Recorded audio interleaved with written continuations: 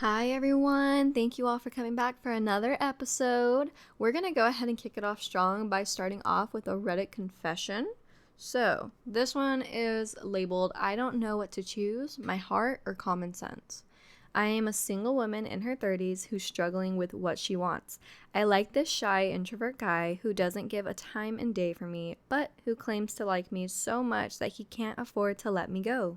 Then there's a new prospect who wants seriousness where I'm not even certain I want one. They have everything self security, independence, but I feel pressured over it all. I feel like I'd rather be alone than feel stupid over this. What should I do? Am I being over dramatic? So, I started off with this confession because this episode is going to be about how do you know when someone is the one, or how do you know when they're not the one. I found this on Reddit and I was like, this is a perfect way to kick off the episode. So, for the guy that is kind of just a shy introvert who doesn't even give you a time of day, but he just claims he has like all this affection for you, he can't afford to lose you, you're such an amazing person. No, sweetheart, get rid of him because he's clearly not taking time for you. Like, he's not prioritizing you as someone that he truly can not live without. You're literally a backup. You're a backup solution.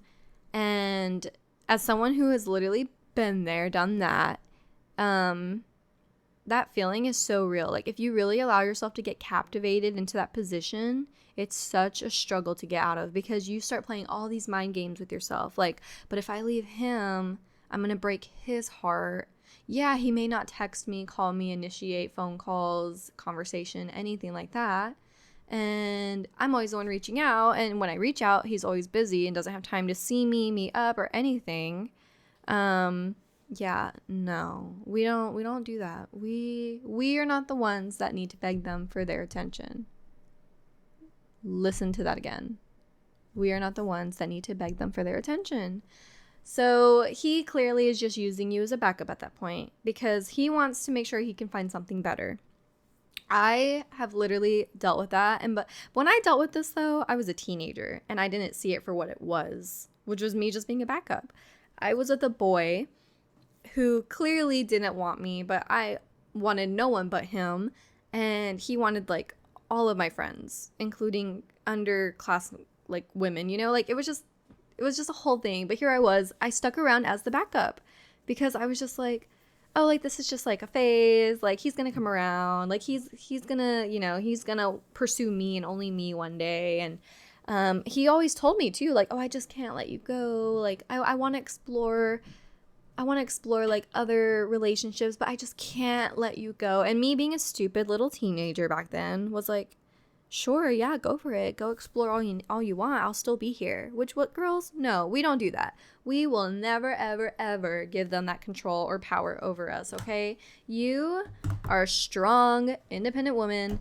And guys, this goes for you too. Don't ever let the woman just, string you along. Especially if like, this girl knows you are just head over heels for them, but you're not their type. But they know, oh, he would do anything for me. So they use you, manipulate you, and, well, for instance, say they ask you to tag along just so that way they can vent to you about this guy that they like, but they don't care because they're like, well, I know he likes me, so he'll listen, but I'm going to vent to him about this other guy that I'm really into. Because girls are mean too, dude. Girls are very mean too. So in that case, ditch that shy introvert guy, girl, and literally move on to the next. So it goes on to talk about how there was a guy that has like shown interest in her who wants nothing but seriousness, but she's not certain if she wants that, but he has everything, the self-security, the independence, everything that she is basically looking for, but she's not really even sure she wants it herself.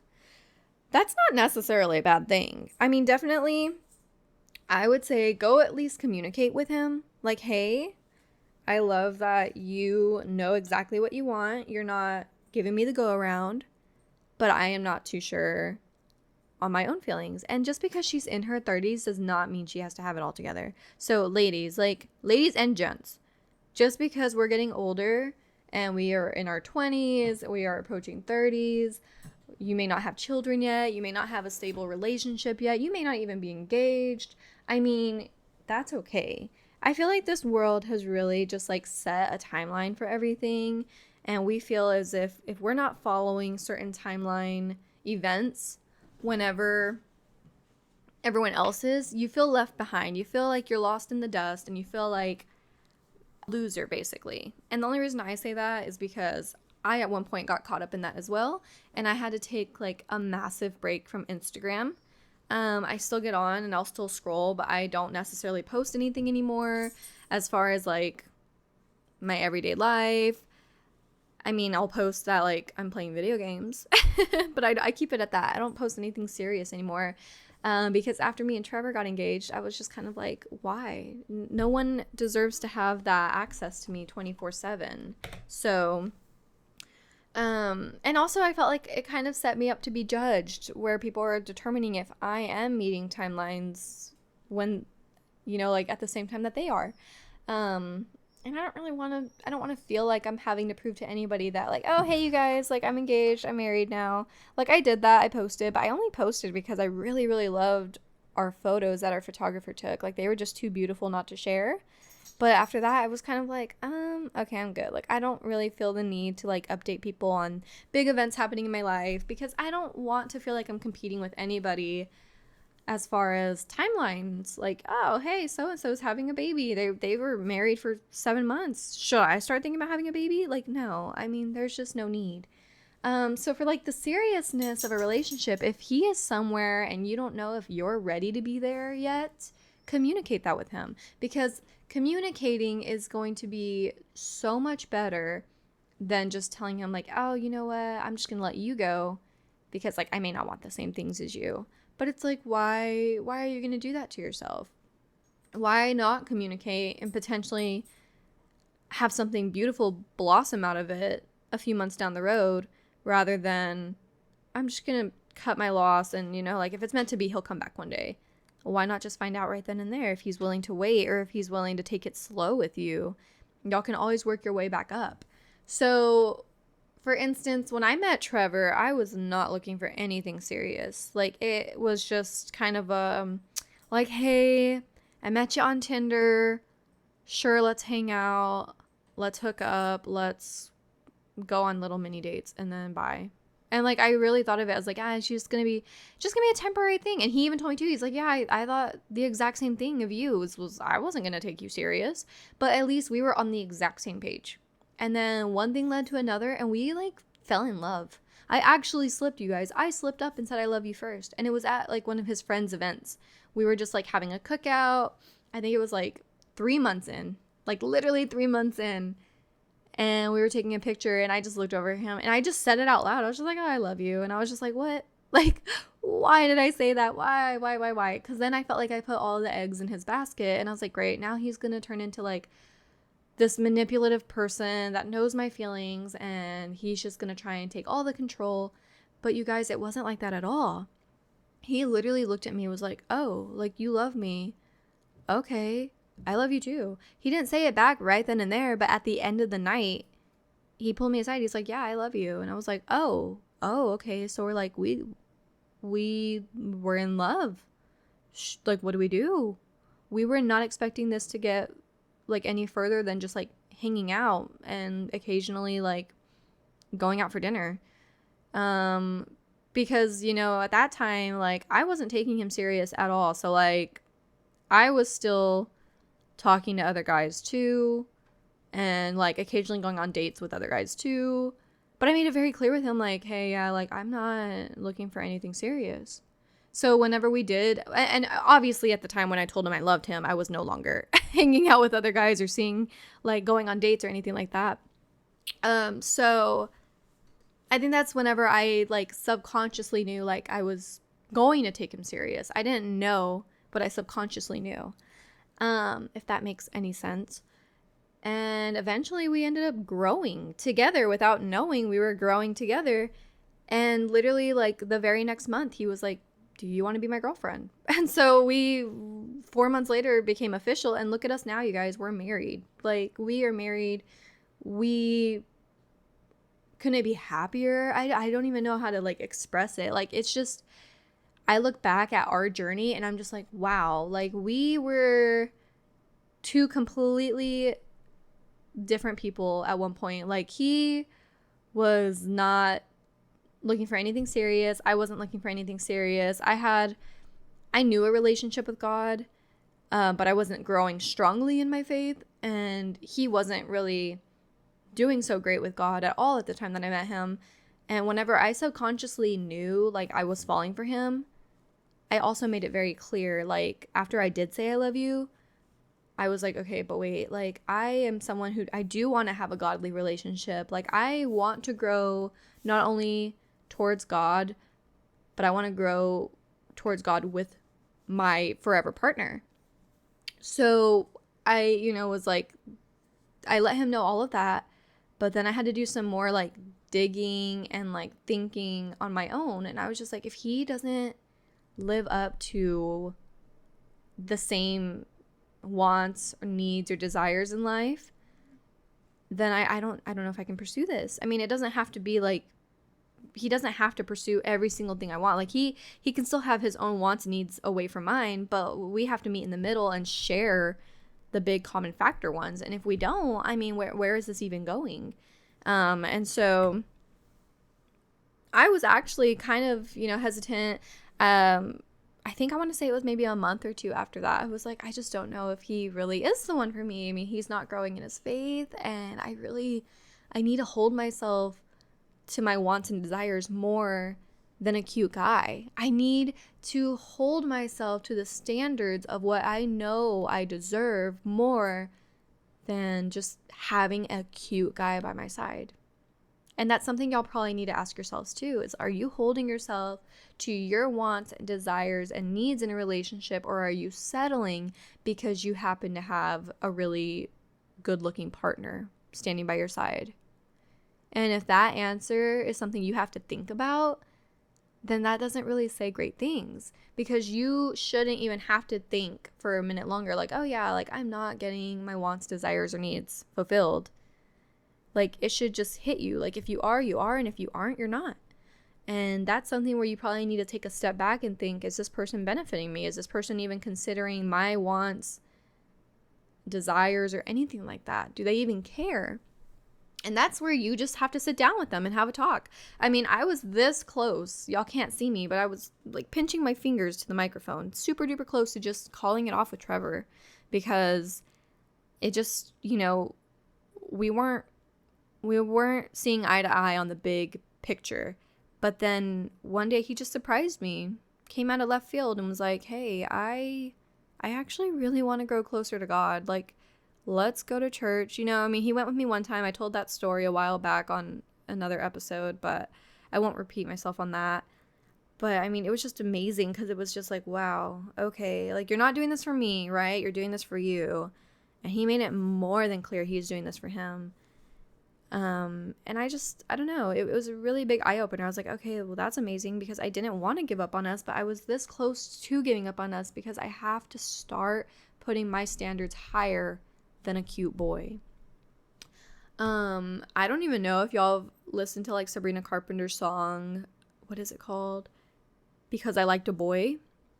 I barely heard it yesterday for the first time, so I don't know all the lyrics, but it was pretty relatable. And I was like, you know what? I'm going to talk about, like, how do you know when someone's the one, or how do you know if you're just, like, not with the right person at all, on today's podcast. And, like, she talked about how, like, she allowed her image to get wrecked all because she liked a boy. And I'm just like, yeah, that's relatable, because your likes for someone can literally be, they can just take over all your wants and desires because you liked a boy or because you liked a girl. So take a step back, think about what you want in life, and then go from there and present that. Every time you come across somebody, present that to them. Hey, this is what I want, need, and desire to have in a relationship. Can you give that to me? What are your wants, needs, and desires in a relationship? Can I give that to you? And if y'all can't, I don't know. I mean, that's your choice to make. Can you let them go early on? Can you go ahead and decide, all right, well, maybe we can like try and be there for each other for a little bit. And if that just doesn't work, cut it off. Or do you just decide to cut it off right away so you don't get too attached and get hurt feelings later? That is all up to you. But I will go on to say, you will know when someone is the one. For instance, Trevor forgot his keys to work yesterday. So I had to drive 30 minutes out to his job just to give him keys for his closing position. And I didn't even get to see him at all. I went in sweatpants, a t-shirt, no makeup, barefaced. My hair just flat, dead, and not styled. I mean, it was just not cute. I had my boot on. So I was just like a limping girl. I was just to me at that time, I was a nobody walking into a bank. And I know I'm not a nobody, but like to give you a mental picture, I literally just didn't look like anyone spectacular walking into a bank. And he only got to see like a glimpse of me because he was helping a customer. And luckily one of his coworkers came up and grabbed the keys from me. And all I hear is like a thank you, like he shouted it. And I was just like, oh, you're welcome. I can't say like I love you, like I love you, but I don't want to make you look unprofessional at your job. So I was just like, yeah, like you're welcome. And then a little bit later, he snuck away to his phone and he texted me and he was just like, you are the best wife in the whole world. And I was just so happy to see your beautiful self walk into the bank. And I was just like, what? Like I looked like a potato wrapped around in foil. Like I literally just, I looked like a nothing, like nothing spectacular. And he was like, you're the most beautiful woman that I have ever seen. And I was just like, it was just, I don't know, you guys, like that reassurance. And not that you need to have a man tell you you're beautiful, but it feels amazing whenever it's someone so important to you. I mean, because growing up, and I love my mom to death, but I grew up with acne and I had a lot of acne scarring. And my mom would always be like, oh, you're going to go to school without, like your makeup on, or like you're going to go to the grocery store without your makeup. And I mean, that was how she chose to live life. And that's fine, but like for me, it definitely made me grow very insecure of my true natural skin and self, because I'm like, whoa, like am I ugly then? Like if I leave the house without makeup on, am I just like, do I really look that foul? So I always had to have the reassurance of my beauty, always, in men. And I hate that. I hate to even admit that. But it's true. I mean, anytime a guy complimented me, I would just be like, oh, okay, I'm cute, whatever. But it wasn't even anything that like made my day. It was just like, oh, all right, I still got it, whatever. But hearing it come from someone so incredibly special to you, like someone you want to grow old with, spend the rest of your life with. I mean, you hear all these stories of once you're married, the honeymoon phase is over. I mean, because they've already got you. Why do they have to keep trying? But you guys, I mean, you'll know when someone's the one, when they just keep trying for you every single day. I mean, and that doesn't even go just for being married. It goes for just, you could be together for 3 months. You could be together for 5 years. You could be married for 10, and they still pursue you every single day, and they want to remind you that you are just the greatest thing that God has ever blessed them with. And I think that's also just another way that they're the one, is they're going to constantly lift you up. And I don't want to say put you on a pedestal, but like it may feel that way. You may feel like you've been lifted up on a pedestal, and they're just going to make you feel like you are the greatest thing that has ever happened to them. And I kid you not, guys, yesterday was mine and Trevor's official 2 years of being together, because he asked me to be his girlfriend on July 5th. Well, we are now married. We got married on April the 12th. And I asked him, like, hey, our like 2-year dating anniversary is coming up. Is that something we still want to celebrate? Or like, do we just want to like, give each other a big hug and kiss, and then just wait till April 12th comes around, and then we truly celebrate our like marriage. Because as a married couple, it's like, what do you celebrate, you know? I mean, you celebrate each other every single day. I will say that. Don't ever feel like you have to go above and beyond only one or 2 days a year. You know, don't do that. Always do something to remind them that they are just the love of your life. Even if it's like once a week, twice a week, twice a month. Just don't ever let the love die. And, you know, Trevor and I agreed, yeah, you know, let's just celebrate our marriage from now on. I'm like, okay, yeah, I can get behind that. Let's do that. So yesterday was July 5th, and I didn't get him anything. I didn't even tell him, you know, happy anniversary. Honestly, I forgot. I kind of forgot because I was so fixated, like, okay, April 12th, that's our new celebration day.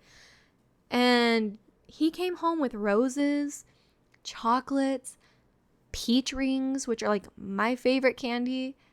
And, you know, he knows how much I love cherry blossoms. So he was like, I went to the store and I looked for like white and pink roses because I wanted it to be as close to cherry blossoms as possible for you. And I ate the rest of your peach rings, and I know how upsetting that was for you. So I bought you more peach rings. And, you know, you're always eating chocolate almonds in your spare time, and you were running low, so I got you more. And you guys, that just like, I literally started crying. Because I looked at him and I was just like, how am I so blessed to have you? How am I so blessed that I went from having such horrible men that I put on pedestals because they were cute, but didn't give me what I wanted, needed, or desired in a relationship? I gave up all of my standards to put trash people on pedestals that didn't deserve it, only because I thought, well, they're cute. They may change their mind one day. They may treat me better. They may prioritize me one day. Am I going to wait it out? Sure. And then finally one day I snapped out of that. And I realized, you know what? No, you deserve so much better. And this was like, I was 23? No, 24 when I truly met Trevor. And I mean, just a few months prior to that, I had gotten out of a super toxic relationship because I literally thought to myself, I do not see myself marrying this man. Like, I was with him for 4 years, and not once did I ever have that desire of, oh, I'm going to marry this man. I just thought, okay, we're just going to be together for like ever, and we're going to have a very basic, average, not too happy relationship where we just fight like twice a month. And this is just the average. And honestly, you guys, it was just the saddest thing. I didn't feel sorry for myself because I allowed myself to be put in that position. But what I did feel sorry for was my future self.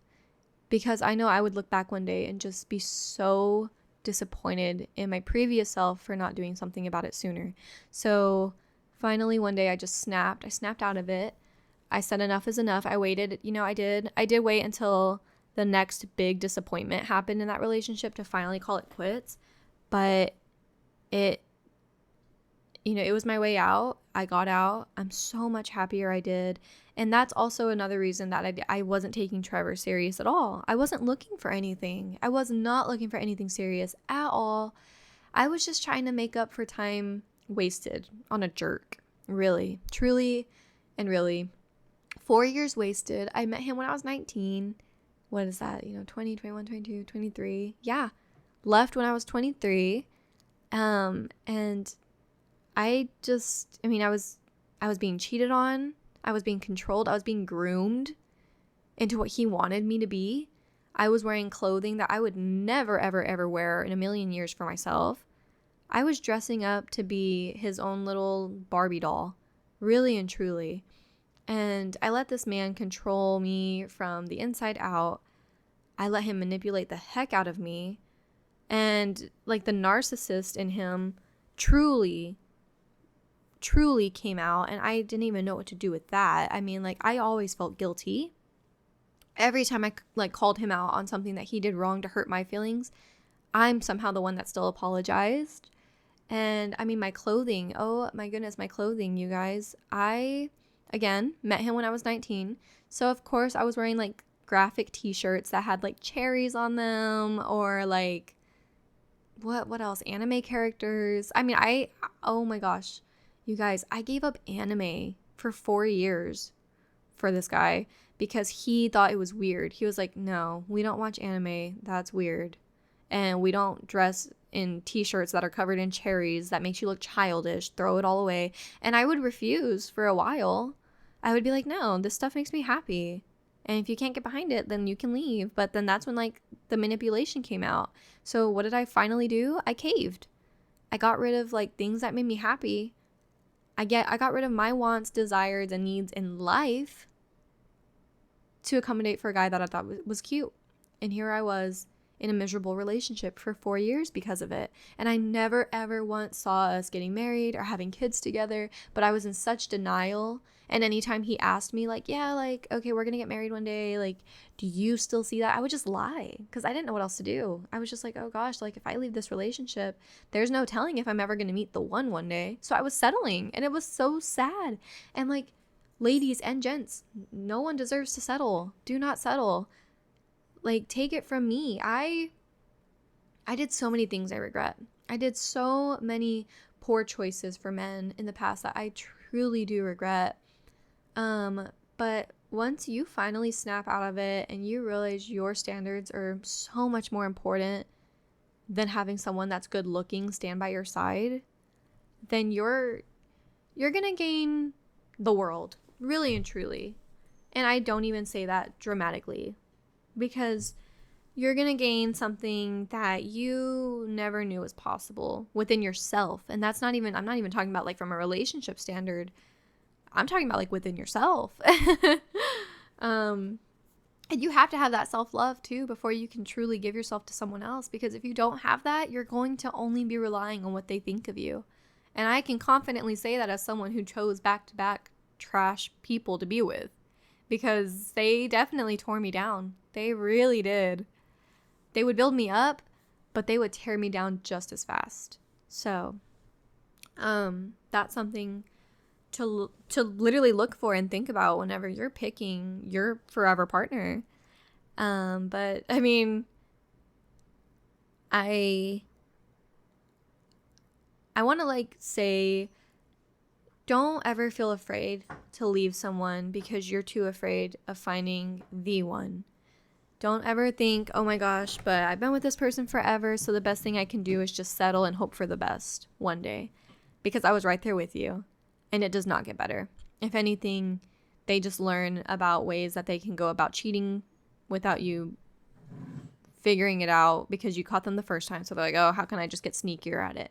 Or, oh, she never left me the first time, so like I can just keep doing it and she's never going to leave. Or vice versa, guys. Oh, I'm just going to keep cheating on him and he's never going to leave me. So it's never worth it, you guys. It's never worth sticking around in a toxic relationship hoping that one day he's just going to change or she's just going to change, or oh, you know, like maybe it's just a phase and they'll love me with their whole hearts one day.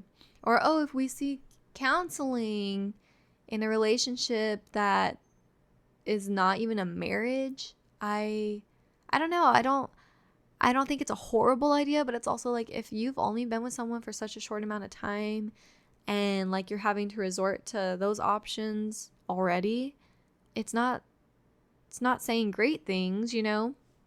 So, I do believe in couples therapy, don't get me wrong, but I think it's more like if you're married, if you already committed to this person for life, yes, for sure, go for it. If you're having a hard time, do it. But if you're dating and this is someone that you don't have to commit to for the rest of your life, really sit and reevaluate. Like, okay, do we really need couples therapy or do we just need to go our separate ways? But again, that is your decision to make. That is completely up to you at the end of the day. But yeah, I felt like that was something that just needed to be said. I feel like there's somebody out there that needed to hear that, and hopefully it opened your eyes, your ears, and your heart. And if you're struggling to get out of a toxic relationship, or if you're just caught up in the curiosity if you're with the right person, or if you don't even know what you want, you don't know where to even start in the dating community, just make sure you put yourself first. Put your wants, desires, and needs first. You are not selfish for that. Because at the end of the day, if you don't do it, somebody may take advantage. I'm not going to say everyone will take advantage of you, but a lot of the times it is hard to find people in today's world that won't be selfish and just use and neglect you for their own uprising reasons. Alrighty, y'all. Thank you for tuning in for another episode. Make sure you like, subscribe, and comment down below. And hit that post notification button so that way you can be alerted anytime that I post another episode. And yeah, I love you all. Have a great Saturday. Great Monday, Tuesday, Wednesday. Just have a great week. And love yourself and put yourself above that cute partner. That cute partner that is not benefiting you, I shall say. Alrighty. Catch y'all in the next one. Bye.